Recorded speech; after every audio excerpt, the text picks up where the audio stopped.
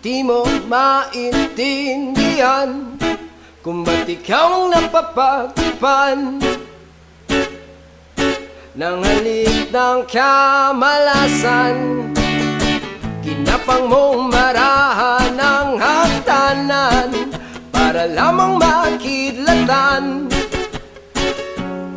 sa kaitaas-taasan. Ngunit kaibigan, huwag kang magpapasindak. Kaibigan, easy lang saya. Dahil wala rin